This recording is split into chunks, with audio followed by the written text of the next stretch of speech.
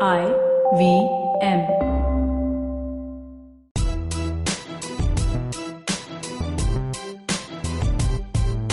Hi, I'm Zarina Poonawalla, a life coach, a business mentor, and a motivational speaker.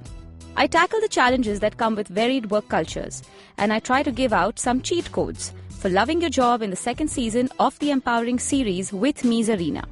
This show will feature live sessions with me and a participant, most likely to be an entrepreneur, a startup founder, an employee, a recruiter, or just about anyone who strives to love their job and looks forward to bringing in a positive shift at their workplace. Today, I have a special guest on my show, an extremely dynamic individual with lots of dreams, hopes, and aspirations, somebody who wants to lead differently and is doing that very, very well. I have John Cherian with me today. Hi, John. Hi, Zarina. John is the co-founder of the Enparadigm Performance Solutions. He's also an IIM Ahmedabad graduate, am I right? Yeah. Yes, and you've also got a master's degree in computer sciences. Yeah, I have a bachelor's degree. Wow, yeah. that's a lot of things. Yeah. So, John, today we're going to actually talk about how we need to deal with people at work, especially those who may have a bad attitude. Mm-hmm. Sometimes that attitude comes from maybe the bosses. Sometimes it comes from the employees. Mm-hmm. It comes from subordinates. But most of all, it comes from within, right? Mm-hmm. So I'd like to know all that you have on how you possibly would deal with people with bad attitudes and how that affects the workplace. Because I believe we all want to love our jobs, right? And that doesn't happen that often anymore. Unfortunately. Unfortunately. Yeah. I mean, have you heard of this Monday blues and thank God it's Friday? I mean, every Monday morning, everybody's waking up with the attitude of, hey, it's Monday blues. Absolutely. And then you're waiting for Friday. Yeah. And what are you living for? The weekend? Yeah. I just don't get it. So I need you to share insights with me on what your thoughts are on, all these areas. All right. So what exactly do you think is one of maybe the issues that really go down in workplaces over a period of time where we don't see good attitudes anymore? So I think you talked about yourself, your bosses or seniors, your colleagues, right, and also people maybe who are reporting into you. This typically forms your work universe, right? True. So let's start off with the self, right? Because that's where it all starts with. Absolutely. So, like you said, unfortunately, a lot of us have to work for a living. Mm-hmm. Or a lot of us have to work because we need to show people that we're doing something. That's so Even true. if we don't need a living. True. Right? Yeah. And we end up getting stuck in an area where we are earning that living. Mm-hmm. We don't really know why we are there. Right. There's no contentment. Yeah. So because we've probably never thought through why we are there and what we are trying to do and what we are trying to make out of that as an outcome for ourselves. Mm-hmm. Forget something for your manager or your organization or your business unit, but more for myself. What am I doing? Why am I doing this? How did I end up here? What do I want to get out of this? Correct. So a lot of us, the biggest challenge that we have is that, probably some of this requires a lot of introspection. It does. It requires a lot of reflection. Yes. It requires a lot of self-awareness. Yes. Right? Because you also need to know what you as a person actually would like and would not like. What you would love and what you would not. And for that, a person has to spend quite some time reflecting and introspecting. Right? And this is something that, Hindu mythology, for example, talks a lot about. Yes, absolutely. Right. And you have a lot of, for example, in yoga, this is something that's kind of talked about a lot. That this comes through the process of meditation, for example. Right. But this is not something that we do in our daily life. This is not something that we practice on a day-to-day life. Right. We are typically more content to operate at a more transactional level where because what happens is when you start thinking about all this also sometimes increases your anxiety. Yes, you become very anxious about what's going to be. What's going to be. Yeah. Right? Whereas if you're saying, hey, you know what, I'm just coming, I'm not going to worry about the future. Right. Let's just go through the day. Sometimes it's good to do that. Oh, sometimes I think most of the days, because you're looking at your day as a task. Absolutely. Instead of looking at it as a part of your life. It's a journey, of course. True. It's not like when you go to work, you've just got to be robotic or automated or just, rebooted every time you reach. Yeah. You have to remember that it is still part of your life and there is growth. Yeah. There can be growth. Yeah. But unfortunately, I don't see people using that attitude anymore. In trainings, usually you'll end up telling people that you must have a passion and there should be something that makes you wake up, and we obviously have heard so much about how we must love our jobs, and in fact the Empowering series is also about loving your job, but it is not very possible for all of us to wake up every day telling ourselves, hey, I'm going to go to work and I love it. It's a little hard. So how do you think a founder, an employer can actually help people get that attitude from your perspective? So I would say there are two ways of looking at things, right? One is instant gratification. Right. Where that if you do something, you get quick pleasure, something quick, a quick win. Right. You drink that, or you eat ice cream, you get that instant pleasure. Yes. Right. Yes. Or you talk to someone you like, and your girlfriend or your boyfriend, and then that makes you happy, right? So all of us have our instant gratificators in life, right? So that's one part, right? And many times one way to get through life is to kind of look forward to those. Hey, I'm going for this movie, or I'm doing something today evening. Yes. If I'm doing something today evening, the whole day is about just getting through the day and then reaching there. Yeah, getting there in the evening. Right. So that's one way of looking at it, and that's one mode in which we can go. True. The other mode in which we can go, like I said, is to kind of do self-reflect. Think of where we would want to be in some time into the future. And then say, if I have to reach there, what do I do? Working backwards. Right. And that requires a lot more intensity. Yes, right? It does. It requires a lot more intensity. So it's the difference between, just having a quick dance session and then going to the gym every day for, 3 months. It's a difference between doing something that's fun, easy, energetic versus something that actually may be monotonous as you go along. Correct. Right. Correct. So that reflects a different level of intensity. Right. That's So for example, if you look at someone like Virat Kohli, right, where does he score and stand out so much compared to so many other people in the world? Right. His intensity. That's true. Right. You can see his level of intensity is at a completely different level. Right. Yeah. And there's probably no other cricketer in the world who can match that level. Yeah. And because of that intensity and focus, he reaches the pinnacle of what he wants to achieve in his life. And he is very clear that is what he wants to do. Right. He is very clear that if he is going to Australia, he has to win. He is not just going to see Australia. Yes. Right. So that's at a different level. Now the question for each of us is to kind of figure out, as a person, where would we want to be in that level of intensity? Correct. Right. I wouldn't pass a judgment saying that that only people who are as intense as Virat Kohli's will make it through life. Yes, of course. I mean, we have a certain level of intensity. So like I said, maybe we cannot be passionate every day and love what we do every day. Yeah. But of course, we can be purposeful every day. Yeah. If you find that purpose on a daily basis, it is so much more easier to love, to be compassionate, to be passionate and all those things. True. In fact, I like the word that you use, purpose, right? Right. So there are two ways again of looking at purpose. One is purpose in the small things that we do. Right. Can we help someone? Can we do something which, maybe we just do something for 15 minutes or 30 minutes. Correct. But when you do that, there's a joy in doing that, right? Versus something where you look at purpose for a longer, it's like going to Mount Everest. Yes. You don't feel happy until you hit the peak. Yes. Right? Yes. Until then it's all torture. True. But the thought of going to the peak keeps you going on, and you are actually able to tolerate all the difficulty in that and the challenges that come your way because you have a bigger goal. Because you have a larger goal. Yeah. Right? However, if you're not able to think of life that way, then a good suggestion would be to say, don't worry about the peak. Don't worry about Mount Everest. Correct. Take that one thing that you're doing and do it with happiness. Take something that's 15 minutes, 30 minutes, but do it well. Right. Do it with happiness. Don't try and look at it as something that you're doing because someone else has told you to do it. Right. Because I think on a daily basis, you need to have those 10, 15 minutes or those 30 minutes, like you say, of being able to see a good part of yourself. Absolutely. Because that's not what you do the whole day. That's not what you do the whole day. You don't do that. In fact, I think I've come across people these days who find it hard to even accept a compliment. They don't know how to deal with a compliment anymore.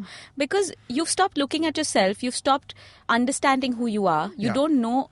Yes, we all have flaws, and perfection, I don't think if it's not in numbers, we can achieve it really as human beings.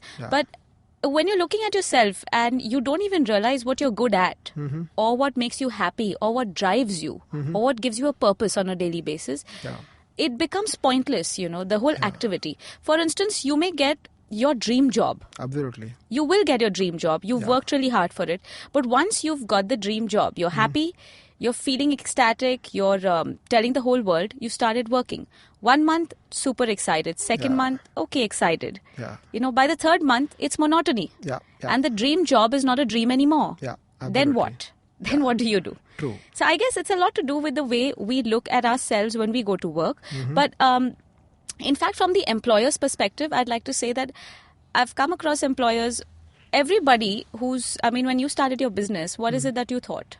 When I started my business, I started off with the Mount Everest approach. Right. So you were looking at the larger goal. So there I was looking at the larger goal. Correct. Right. Where I said, hey, you know what? There is a peak that you need to reach. And it's going to be a difficult journey. But, you don't worry about it at all. You don't worry about the day-to-day because you're not worried about day-to-day. You're looking at the peak. Right. And everything, all your intensity and focus is on hitting that. Right. So that's how we went about it. Right. Yeah. So you see, you had a vision, you had a larger goal, and you were looking at Mount Everest. Then there are some people who decide, hey, I want to climb Mount Everest. And they're all excited. They'll gather a bunch of friends and, everybody's all excited and moving on. They've reached at the foot of the mountain and they don't have the equipments to take them forward. Absolutely. And I think those are the equipments that come in with your behavior, your management skills, your technical skills that can help you to actually climb each and every step. And unfortunately, people don't focus on those areas. As an employer, I feel that people don't start a business to make people unhappy. I mean, no employer starts a business and says, hey, I want employees who are going to really slog. I'm going to squeeze every bit out of them. And that's how I want to run my company. I don't want happy employees. No one says that. No one says but that, in the process, somewhere that happens. Now, how do you rate what an employee can do? I mean, we've spoken about the employer aspect. So what about peers? How do you think the peers and subordinates have a role to play when attitudes aren't working out? I think good point that you brought out of reaching the foot of the mountain. Right. And then realizing that, oh my God, okay, this is not what I thought it was. Exactly. I thought that I could just glide up and then now I have to do rock climbing. Correct. And I don't have the skills for it, right? So there are two aspects to it, right? One is that, when the student is ready, the teacher appears. Right? So that's what happens in life. At one point, we realize that we need help. True. Until we realize we need help, no one looks like they can help. Right. But when we realize that, that's probably the starting point. Right? And then you hope that you're able to find the right helper. And in today's world, your helper can be someone who reports into you. Need not be your learning and development head or your CEO or your boss. Right? It could be anyone. Yeah, the helper doesn't have to be the top of your hierarchy chain. It doesn't have to be. Yeah. Right? But the question is, are you open about, or are you able to kind of at least figure out one or two areas in which you would need help to climb up to the next level in that mountain? Correct. Right? Right. And again, I would say that not all of us would really look at hitting the peak. And I wouldn't. So one issue with training, like you mentioned, is when we give training to people, you always talk about the peak of the mountain. Correct. And that's the focus. Right. Okay. Now, unfortunately, that has actually made a lot of people even more unhappy. Because not everyone thinks that way as human beings. Right. Some of us do, some of us don't. Right. And that is where the other approach of so that's where something, you have a lot of courses today on mindfulness. Yes. Of living in the moment. Yes. Right, which are actually anti-peak. Anti-peak. So it's not about where you have to go in 10 years. It's about what are you doing today? What are you doing now? Are you just able to get through that happily? Right? So that's the other end of the spectrum. Right? And both these approaches could work. I think one is the first step to the other, actually. I mean, if I'm looking at that moment of mindfulness today, maybe that's taking me closer to my peak in a way. So with those smaller goals and those short-term moments of purposefulness in some way or the other, I am kind of pushing myself and taking a step towards the larger goal or that mountain peak every single day. Absolutely. But if I'm looking at the mountain peak, actually, I think it's also to do with the kind of intolerance and impatience the millennial generation has. We don't have people anymore who will stick to a company for 30 years, start there and retire there. Yeah. Everybody wants growth. Everybody wants change. Nobody wants monotony. So keeping those things in mind, there's a lot of challenge even employers face when they have to deal with stakeholders, because you don't know what it is that they want to kind of pull them back. Yeah. And one area which I think we don't understand sometimes, as the stakeholders may have attitude issues, it can also come from personal ordeals, It can come from maybe the mom in the hospital, or a relationship issue, or a financial crunch. Yeah. So what do you think is the workplace environment or the role of maybe the seniors, bosses, leaders, or even the peers, like you mentioned, that help can come from anywhere. Yeah. So what do you think would the role be if we were dealing with personal ordeal? Because sometimes, let me also say this, and say this very safely, that stakeholders do also make these excuses.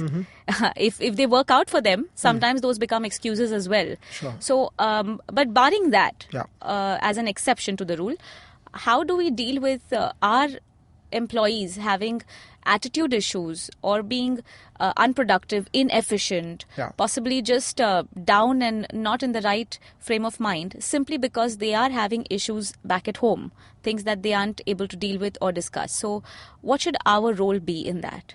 I think good point. Let's look at how people come to work and what makes a lot of people happy at work. Right. So I think the two biggest determinants of happiness at work, or I think three biggest determinants. One, the kind of role that you are playing. Right. Do you have the skills for that? Are you able to master your skills and deliver on the role or not? A lot of people become unhappy because they don't know how to do their work. Correct. At a core level. The second part is that of your peers. That when I go to office, these 3, 4, 5 people whom I meet every day, do I ever connect with them? Do I like them? Right. Am I happy going out for lunch with them? Yes. Do we have a set of common threads to connect on? Yeah. Right. Some the same kind of movies interests. we watch. Maybe we are from the same area. We like the same kind of actors. There could be anything. Anything, yes. Right. And then, of course, the third aspect is your boss. Well, your boss is the one who controls the amount of work or the kind of work that you do. And the way that the boss manages you makes a big difference. Huge, I guess. Huge difference, right? And a boss, in my opinion, out of these three areas, a boss weighs in significantly. So people don't leave companies, right? They leave bosses, right? So why? Because a boss can make your life great, or a boss can make you miserable. True. Right? And a lot of training to managers is typically given to them to kind of help them become better bosses. Correct. Right. So one way to kind of make people more happy at work is not to worry about them. It's to worry about their bosses. Yes. Right. Yes. Can you make the boss a better boss? And can you make him or her, someone who can make a difference to that person? So two aspects. As a boss, do I see my, subordinates as resources, or do I see them as people? Correct. Do I see them as human beings? Right. That makes a world of difference. Secondly, do I look at them with what I would call a fixed mindset or a growth mindset? Right? In a fixed mindset, I would say this person is capable of X, and this is all that they can do. And I'm going to treat that person as a resource, and I'm going to just extract value out of them for my organizational outcome, what I'm supposed to drive for the organization. Right. But it's growth, limited. Yeah. And it's fixed, right? It's fixed. 2 years down the line, you still treat the person that way. Correct. With a growth mindset, you say that, this person is here today. I'm going to give them work which can challenge them slightly at their level. Right. Not something which is completely out of their level, or something which is going to bore them to death. Neither. Yes. I need to give them work at their level. And I need to consistently work on getting that person slowly to the next level. True. Right? So the boss, I can make a lot of people go to Mount Everest without them realizing it. Right? I just take them 1 meter at a time. I don't tell them that you have to climb 9,000 meters. Right? It's my ability to figure out how far they can look forward. Can they see 1 meter? Can they see 100? Can they see 1 kilometer up? Right? And then give them work at that level of challenge, that level of complexity. And that's where, as a boss, I can make a difference. Yes. The second aspect to being a boss is typically how I would give feedback to my employee. Right. Typically, a lot of times you give feedback to people below you. It comes out as if you have an agenda. It's kind of a criticism, or it's... Yeah. For example, I could say, Zarina, I really like the way you're speaking. Thanks. You have great communication skills, and say that really well, and then give you the feedback. Correct. And then, so that you don't hold it against me, then again end the conversation with something positive, something nice. Again. But this is something I truly believe as a principle, which I also share, is that you must always applaud in public and criticize behind closed doors. Fair point. And also there is a way of putting across constructive criticism. If you can understand the nuances of just making sure that you're sensitive to another person's emotions while you're expressing your thoughts. Absolutely. I think it becomes so much more easier. Absolutely. So we call that tough love, right? Right. Absolutely. Where I, as a boss, I care for you personally. Okay. I understand you as a human being. I understand that you have a life outside work and you may have problems outside work. Okay. And I take some time to kind of maybe go into that space a little. Not too much. I don't want to be intrusive. True. But I want you to understand that you're a human being, I'm a human being, and we see each other as human beings, right? So that's the personal part of it.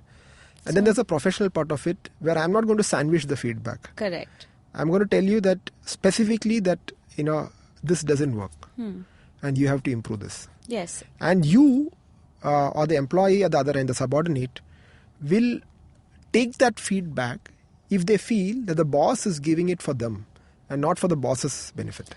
True. Right? So that's the... Yes, what's in it for me, basically. Yeah. So if it is for me, that's the fine line that you have to treat when you give some feedback, kind of feedback. Right? So what are the mistakes bosses make? One is, like I said, to treat them as a resource or give feedback with a hidden agenda or, sandwich the feedback in some positive sounding words or make the feedback so mild that the other person doesn't even know they've gotten feedback. They've not got the message. They've only heard the wonderful things that you said about them and they go back thinking, boss is absolutely happy with me. Right. And then when it comes to year-end appraisal, you get a C rating and you're like, hey, but I thought you really liked me and you liked everything that I said. Yes. The boss said, no, I thought I gave you feedback. And so there's this miscommunication. Yes. But on the personal ordeal bit, people suffer these traumas. They're going through so many things. Plus, I think there's a lot of exhaustion and exertion each individual is going through because there's a lot of burnout. Absolutely. Considering our environment, considering the traffic or the pollution. I mean, you can pick up whatever you like from the ecosystem and say that, hey, this is burning me out. Yeah. And besides all of that, you just basically used to thinking that stress is the way to live. Yeah. So when a person has decided that I've got a lot of work to do. I have a very busy day. I have to do this. I have to do that. You just have decided to be stressed. And I think in offices and companies, people we focus a lot on management trainings. We focus on technical trainings. We should actually just focus simply on how to get better attitudes. And that goes from top down of the hierarchy, from that chain. It doesn't matter who it is, but from the clerk or the peon or the CEO of the company, everybody must have an attitude of, hey, we want to be here today. If that is something we can achieve, it makes it so much nicer to be around, right? Also, how do you put these two words in terms of kind of the attitude and the loving your job aspect? Expectation versus experience. I look at these two. So, when you go up on Facebook and all these nice pages, I believe you've got these fun quotes coming up. So, there's always this picture of how there's expectation versus reality. But when you're looking at business, work, organizations, I'm looking at expectation versus experience. That what is it that you wanted to expect and what is it that you are experiencing. So how does one make the experience worth somebody's expectation? Sure. And it's a vice versa process. It's not a one-way thing. I don't think employers are entitled and completely obligated to make everything right. It's a two-way process. So what do you think could be done on that, So the reason why there's so much stress at work is because it's not an easy problem to actually handle. There's no one-stop, quick and dirty solution to manage it, right? Our expectations today are a product of our experiences in the past. So even if a brother and sister have grown up together, they would still have different experiences. 2 children in the same house. Yes. Right? So at work, you have hundreds of people coming in, all with different experiences. Therefore, each of their expectations would be different. Right? And you say different strokes for different folks, right? So as a manager, that's something that you need to understand. That, that, hey, you know what, this person A and person B and person C, they look very similar. Maybe from the same background, the same education, etc. But let's treat them as different people, understand them as different people. Right. Let's first understand them as different people and then figure out how to treat them. So there's this beautiful book called Drive by Daniel Pink. So it talks about 3 things that make a person really happy at work. Okay. Mastery, autonomy and purpose. Okay. Right? We already talked about purpose. Yes, and I said there are 2 ways of looking at purpose. One is to live, look at each small thing by itself. In the moment today, or you look at the... And be purposeful in that aspect, moment, or to look at the peak. Correct. Right? So that's purpose. Then there's autonomy. As a person, do I have freedom to do something in the way that I think it should be done? Or is my manager going to micromanage and say, no, this is the way to do it, just do it that way? Right. So then I stop using my brain, I become a robot. And then I just execute the horse task. with blinkers doing what you're supposed to do. Right? So that's autonomy. Okay. Is my manager able to figure out the right amount of autonomy to give me? Too much autonomy and I'm lost. I don't know what to do. Too little and I'm stifled. Right? So that becomes a problem. Right? So that's again the role of the manager. What's the right level of autonomy to give to the person? That will set the right expectation versus the experience. Yes. Right. Okay. Right? And when it comes to autonomy, we have this concept called flow by a professor called Professor Mihaly. It's a beautiful book. Okay. Right? So it says that you are stressed when the complexity of what you do is far higher than the capability you have. Yeah. That's when you're stressed. And you're bored when the complexity is far lower than your capability. Right. Right? So as a manager, you have to evaluate their capability and give complexity of work at that level. Correct. Just higher. A little bit. A little bit. Yeah. Not right? much. So when you're doing something which challenges you a little bit, right? It doesn't challenge you so much that you're lost. It's not boring. You lose yourself in it. Right? And that's when you enter that mind state called flow. Yes. And Professor Mihaly has done a lot of research. What he's found out is, as human beings, we are really happy when we are in flow. Yes. Right? Think of that moment where you maybe made a painting and you like to paint, you made that painting and you just lost yourself in time. Right? Or you're doing rock climbing because you like to do that.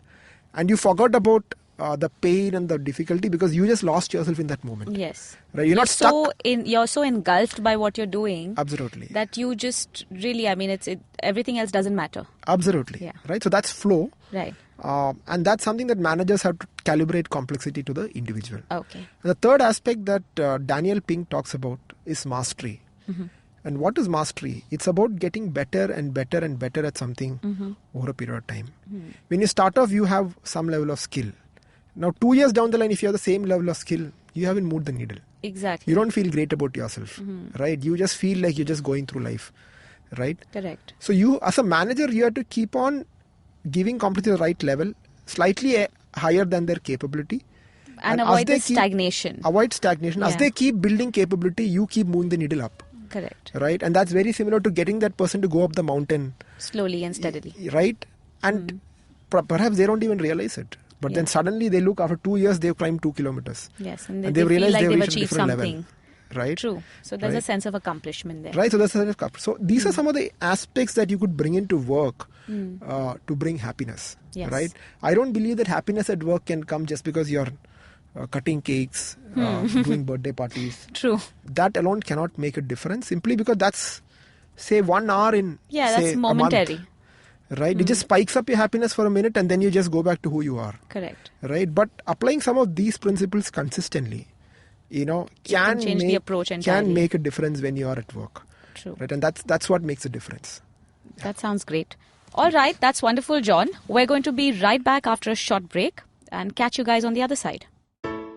Hey everybody, welcome to another great week on the IVM Podcast Network. If you're not following us on social media, please make sure you do. We're IVM Podcast on Facebook, Twitter, and Instagram. Speaking of social media, one of the things that we really enjoy doing is we love seeing screenshots of people listening to our shows. So if you're listening to something and you want to let us know what you think about things, just take a screenshot, post it to Instagram, Twitter, Facebook, wherever, and tag us, and we'll tag you back and we'll talk to you and we'll let you know what we think of what you think. We'd also like to thank our sponsors for this month, Savari, Storytel, and Paytm Money. We really appreciate the support. Also, on another note, an IVM-related note, we're looking to hire. We're looking for producers, content creators, audio engineers, back-end developers. We're looking for somebody in the data specialist kind of space, graphic designers. We're looking for all different kinds of people. So if you want to join one of the best places to work there is out there, then send us an email to careers@indusfox.com with your resume, and we'll get back to you shortly. On the scene and the unseen, Amit Verma is in conversation with Suyash Rai of Carnegie India. Their conversation is about conservatism in India and the role of religion in society. On Business.next by Bloomberg Quint, host Govindraj Ethiraj is joined by the founder of the North Face, Hap Klopp. They discuss his journey of founding the North Face, the challenges, his road to success, and learnings along the way. On Not Just Dansak, Present talks to Chef Viraf Patel, who works predominantly with European food and has done plenty of experimentation with Parsi food. On Equity Sahiye, brought to you by Motilal Oswal AMC, Shrey Lunkar gives us deep insight into the Indian infrastructure and capital goods sector along with host Anupam Gupta. On Advertising is Dead, Varun is joined by Rupak Saluja, founder and CEO of the 120 Media Collective. He talks about the difference between working in an international media house and an Indian media house, the set of values followed by his company, and his experience working for Bollywood movies. On What a Player, Mikhail and Siddharth talk about the ongoing ICC Cricket World Cup and give their take on it along with their predictions. On Mr. and Mrs. Binge Watch, Janice and Anirudh talk about the true crime documentaries The Jinx and Making a Murderer. And with that, let's continue on with your show. Welcome back, and I'm in conversation with John. So, John, we've been talking about so many things related to attitudes and bosses and the employees. Right. And you've been giving me wonderful insights. Thank you. So, I don't really want to stop this conversation. Let's keep going on. Okay. So, I think bad attitude is contagious, like the rotten apple in a basket. Mm-hmm. But I think good attitude is doubly contagious. Absolutely. Unfortunately, we're focusing just on the bad a lot of times as compared to the good. What is it that you think makes the bad attitude happen so much? So we've talked about stagnation. We've talked about, you've spoken about the 3 principles, the mastery. We've talked about the mountain. We've talked about the small goals, the large goals, all of that. What and the personal ordeals as well. So what, other than that, do you think would be a couple of areas that lead to this kind of attitude, and what is it that we can actually do just simply on a day-to-day basis to make those changes? So I think a lot of what you would call bad attitudes, right? I'm not sure if I should use that word because that's, when I say you have a bad attitude, I'm already judging you. Yes, right? Yes, you're right. So it's important for me to kind of maybe suspend that judgment and understand what's behind it. Right. So for example, we had this person who joined us who was very clear that she had to leave at 5:30 every day. Okay. She was talented. Right. And there's a lot that we could have got out of her as a person at work. Right. She was creative. She was capable. A lot of good things about her. But this one point that, okay, I will stop at 5:30. I look at the clock, stop at 5:30 and move on. Kind of made a created an issue because the boss kind of felt that she's just going to stop by the clock, and if there is something else that has to be done beyond that, where you have to stretch, it won't be done. Right. And the boss also kind of accepted the fact that 5:30 is 5:30. Right. So if you can't drive something by then, we are not going to do it. Okay. But what really happened was, so when she joined us, she came in feeling that she had got ripped off in her earlier organization, where she put in a lot of hard work and that was not recognized. So she comes in with this bias saying that, that what's the learning that she's got from that? The learning she's got is, don't work too hard. What's the point? Yes. They're not going to recognize it anyway. Yes. Right? What's the message that our manager got? This is a person who doesn't want to work hard. Correct. Right? No, neither of this is really true. It's just each person's perspective. And they never managed to bridge that perspective because we never found out what was causing this problem. We just assumed that this is who she is. And it's when she was going to leave that this came out. So the conversation could have happened a little earlier and maybe... So if this thing had come out, if it had got surfaced somewhere early on... Right, it would have made a big difference. Right? Which is why I would say that, that as human beings, we are not inherently good or bad. We just go about doing things. Yes. It's the observer who perceives the good or bad. What we are. Yeah. Right? In their eyes. Yes. Right? So a lot of things about, who you are as a person, what is your level of capability is perception of someone else who is looking at you. Is looking at you. Right? And that person decides, this guy is really good or this guy is really bad. Right. Right? Right. So instead of doing the judgment part, perhaps the other person, if you have, a so-called bad attitude at work, correct, as a co-worker or as more than a co-worker, as a boss. Right? Yes. Because as a boss, I have some authority to kind of absolutely get in. I agree to that. Right? And since you've mentioned this thing about timing, I have a take on this. I in fact tell the employers that I work with in my peak performance coaching and things like that, I actually tell them, if you see your employees working after 6 o'clock, fire them and ask them to get out. Okay. Instead of waiting to be the one to watch them and check the clock and say, hey, you know what, it's 6 o'clock. Okay, it's 6:30, it's 7. Okay, these people they have to stay. They're not supposed to leave. Because, there's a difference between busy people and business people. There's a difference between smart work and hard work. Okay. I believe we're in a time where we're not getting enough time. Everybody's complaining about time. I think it's an age-old story. But with social media, with all the different things happening around us in our system, society in general, time is a constraint. Yeah. So what do you think about that? I mean, shouldn't employers be a little more specific about, you know what, just get out. It's 6 o'clock. Go back to your family. Go home. I don't want you in my office anymore. Not on a daily basis, but maybe sometimes. Why do we have this thought process where if we are leaving at, okay, this person you're talking about is a different issue altogether. But since you brought this up, I said, let me have this discussion. Why do we talk about timing in terms of, I have work at 6, okay, I have to finish this and I have to leave. But I cannot leave early. I'm not supposed to leave on time. I can leave 10 minutes later than my actual time, but I cannot leave on time because that makes me a bad employee. Okay. My boss won't be happy with it. Okay. So don't you think that should change somewhere? I mean, bosses should be equally interested in leaving and going back home and allowing everybody to go home. That, please just leave. Absolutely. I feel I have a perspective on this. Yeah. So for me, again, this is a personal call.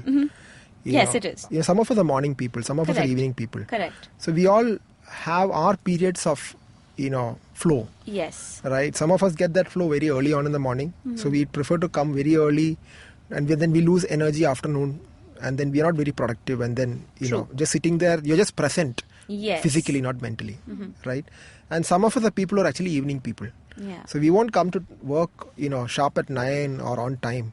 We probably come a little, but by evening is when we really get going and we're probably going to work till late night. Correct. So I would say this is again personal. Right? There's no fixed rule over here. Right. As a manager, maybe you have a team of people who have to work together. So you may need to have common timelines for that because they have to work together. Exactly. Right. But otherwise, or if you are, for example, if you are booking railway tickets, right, and you are at the counter and you have people coming in, it's going to start at 8 o'clock. Correct. And it's going to end at 5 o'clock. So it's a very clear 8 to 5 job. There's no question about it. Right. But a lot of creative jobs are not that way. They aren't. And increasingly, a lot of, desk jobs, a lot of analytical jobs get automated. So the world is moving towards creative jobs. Yes. Right? Because the machines are going to do a lot of the manual labor-intensive work, which can be done without using creativity. Correct. Right? So we're increasingly moving towards a world where timelines are not really that, if you're an individual worker, it's not the time that you're working that makes a difference. It's the outcome that you're producing. The outcome, the productivity. Right? Yes. And if a manager gives you that flexibility to kind of move time around here and there to match your, energy cycles. Yes. Makes a big difference. That does. Right. So I wouldn't say that manager should ask everyone to leave at 6. But there are people who will only start working at 6 p.m. What do you do? Agreed. But if you have office hours, say office is till about 7 till 8, for instance, there are a few people who work for those extra hours or their flow, like you mentioned, starts a bit later in the day, which is great. But you see, I'm talking about the general mentality we have. No, I agree. You shouldn't judge people saying that this person is leaving at 6 and therefore they are... leaving on time is a taboo. Yeah. You're not supposed to leave on time. You shouldn't judge. What you do is to look at the outcome. Correct. And say, okay, am I getting this outcome from this person? Correct. Right. Am I... and like I said, there are two parts, right? As a manager, there are two aspects to the role. One is to get work done for today. Other is to increase capability for tomorrow. Yes. Right? And that's tricky. Because as an individual, I may not have that perspective. Right? So I may do work for today, finish my work and leave for the day. Right, perhaps. Right? And if a manager allows that to happen for a year, I am going to stagnate. True. Okay? I may be happy that I'm leaving, manager may be happy that I'm leaving on time, but I'm going to stagnate. Now, where do we compensate for that? Right? So that's why I'm saying it's not about time at all. It's not really about are you going to be leaving early, on time late. or late. It's about one is energy cycles. Yes. It's about delivering the outcomes. And it's also ensuring that this person is increasing capability. So you have to bring in all three. Right. And again, different people have different ways of doing it. No, but in that case, I really hope all bosses and managers are like you, who understand the flow and the cycle and allow people to work best in their own spaces and give them the leverage of timing. Absolutely. I think that leverage is important. Because I think the leverage goes missing. People start judging you. So, for example, what you see today, right? Let's come to women, for example. The way the world runs today, a lot of the household work is still on women. Correct. Right? And when it comes to household chores, when it comes to looking after children, we still don't have men and women doing that equally. That's right. Right? So a bigger burden of that goes to the women. That's how, especially in India, we have a lot of that. Yes. Right? And we've been cultured like that. So that we've been cultured. That's the way we do. That's the way we think. That's the way we work. Right? So it's okay if the man comes late home. But if the woman comes late, then, hey, isn't she looking after her children? Correct. Doesn't she want to make sure that the family has, that's the kind of the mindset that we go into. Right. Right. Now, again, as a manager, you may not be able to break that. Because that's their personal life. Your woman employee and her family, they are working in a particular way. Yeah. Right. But again, do you understand that aspect? Do you understand that if a person is not able to come to work one day, or if a person is asking for flexi time, why they're doing that, rather than saying, no, this person shirks work. Right. That person may actually be a most dedicated employee while they are there at work. Right. But you need to give them that purpose and explain to them that I understand your personal constraints. This is what I want from you at work. And this is how you structure it so that you deliver your best while you're here. Right. And when you're not here, I'm not going to disturb you. Right? Because I don't think I'm getting every penny out of you. Correct. Right? So that's how you work. Yeah, that's actually quite a wonderful approach. And if people can use that approach, things just change. I mean, I think a lot begins with the attitude and ends with the attitude. Absolutely. And in fact, since you're into simulations, I believe, I have an idea about the company. I've had the pleasure of meeting with you and discussing this at length. Yeah. So how does this simulation process possibly help in kind of changing the attitudes at the workplace? Making people slightly happier human beings. I'm going to start off with what a simulation is. Correct. So that for our audience, so that a lot of them understand what what we are talking about here. So imagine if you were learning to ride a cycle. Right? How would all of us have learned to ride cycles? Right? We get onto a cycle, we try and pedal, we stop, we fall many times. And then over a period of time, suddenly one day you figure out that you have cycle balance. Right? And then you start moving on. Now imagine if you're driving a car. Is that the way you'd go about it? Just get in, go and crash a few times. No, you don't do that because it's far more expensive. Of course. Now, if you're going to now fly an aeroplane, how do you go about doing that? This is at a completely different level, right? So when you're driving a car, you have an instructor sitting next to you and you think you're pressing the accelerator and the brake, but actually you're not doing it. He has his own set of controls. Those are the real controls. Correct. Over a period of time, he stops using his controls and gives you control. Right. Now, when you're in an aeroplane, that's not the approach there. That's when you use a simulation, use a flight simulator. Okay. Right? So in a flight simulator, you see a virtual 3D world around you. When you push the throttle, the plane moves faster in a virtual world. When you move it around, it goes up, it moves left, right. You can crash, but you don't die. Right? Because the costs of making a mistake there are far higher. So use a flight simulator. Correct. So as Enparadigm, what we've done is to create a lot of simulations which replicate different work environments and different work experiences of people. Right. We design them around the roles of different employees. For example, I'm the manager of a retail store, or I'm the area manager in a pharma company, looking after a team of sales executives, or I'm the business head in an IT company. So we've created a lot of simulations across different scenarios, and these simulations help people get into a virtual world and experience like a day or a week or a month or a year in the life of that role. Okay. Right? And the simulation gives you a lot of feedback. So just like you pull the throttle and you can see things moving fast, you can actually make a decision and see the impact of the decision. Oh, wonderful. Right? So mostly the problem with a lot of training is that, as a person, when I come into training, I think I already know it. Exactly. That is one. That's true. Or the concept just fly over my head. Yes. You talk about a lot of training concepts, tough words that I use, and you're like, oh my God, what is all this English? Right. You don't understand it. Or the third is, you are not able to visualize the future impact of what happens today. What is happening. Right? So I talked about the journey up Everest, right? Yes. So when you take only 1 meter at a time, you can't think of 10,000 meters. Right. It's too far away. It is. In the real world. And by the time you reach there, it's like, it's a different era. Right? So how do you visualize what you do to keep going up the mountain? You can't visualize that easily. Correct. In a simulation, we can simulate the impact of time. Okay. So in a half-day program, for example, we can make someone go through, say, 6 virtual weeks. That's interesting. Right? Or in a 2-day program, we can make someone go through 2 virtual years of a company. Wow. Right? And you can get people to kind of see that if they did X, Y, Z action today, how is that making an impact on them or their team or their business unit or their company over a period of 2 years. Over a period of 2 years. Right? And that drives a lot of learning. That's very powerful. Correct. Right? So this is not passive learning where, you're just sitting in a classroom and someone is giving you their experiences. Experiences, yes. And it's up to you to accept it or not. Here you are living the experience. Right? We make you live the experience and you understand what's really happening. And with that, you learn through that experience. And we have a facilitator who kind of guides you through that experience. Right.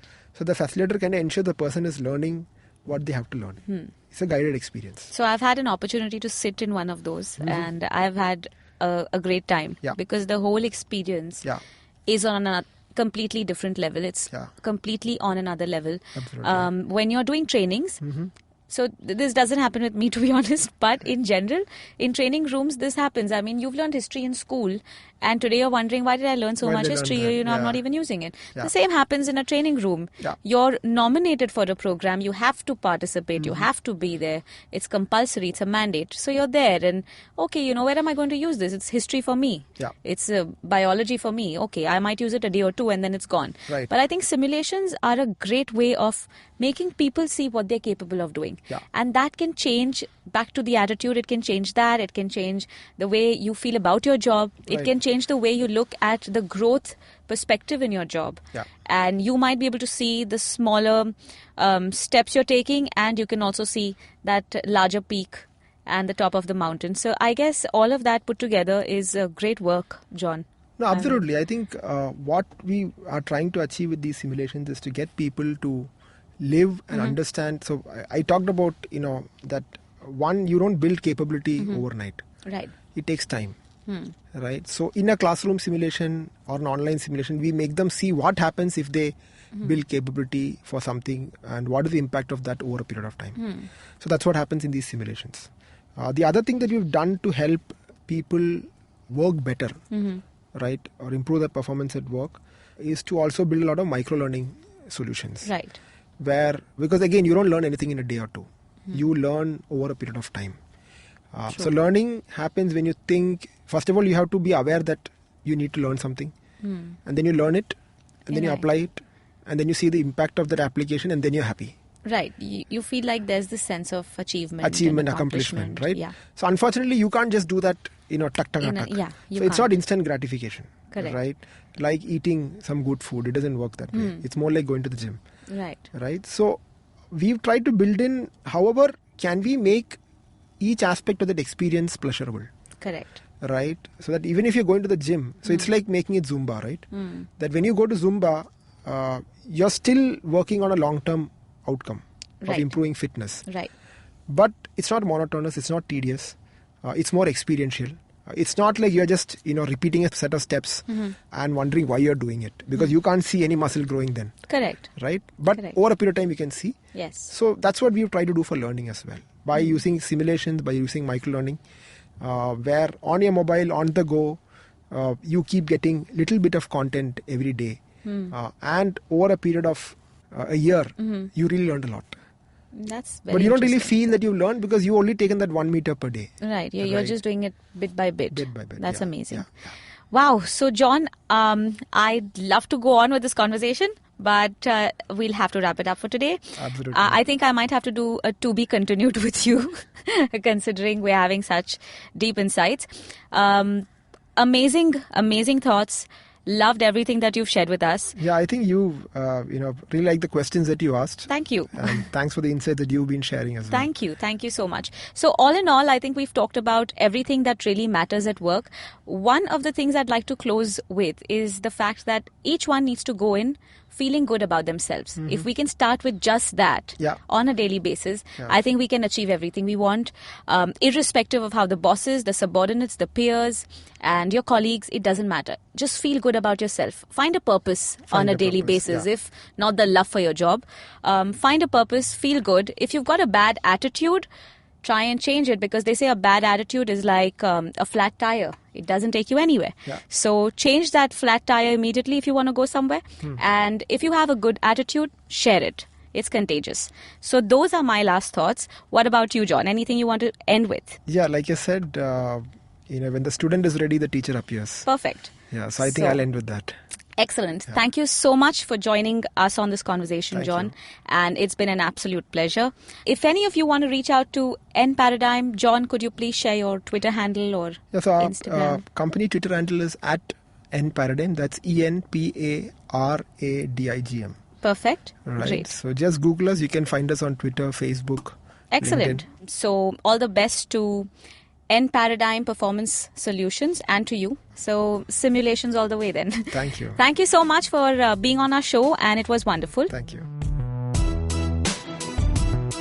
If you liked this podcast, don't forget to check out other interesting podcasts on the IVM network. You can listen to us on the IVM Podcast app or ivmpodcast.com. You can also follow us on our social media. We are at IVM Podcast on Twitter and Instagram. And if you want to reach out to me, I am Zarina Poonawalla on Twitter and on Instagram.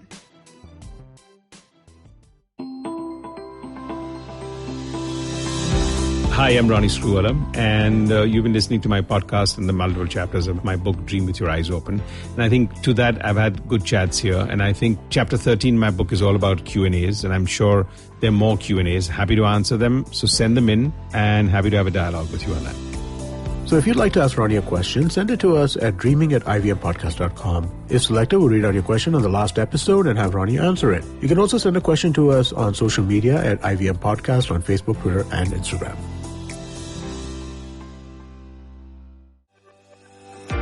Hi, I'm Anupam Gupta, B50 on Twitter, and listen in to the Equity Sahiya podcast brought to you by Motilal Oswal Asset Management Company. The Equity Sahiya podcast offers deep investment insights into the potential of many sectors in India which are growing and have a lot to offer for your portfolio. New episodes out every Tuesday on the IVM Podcast app or any other app where you get your podcasts from.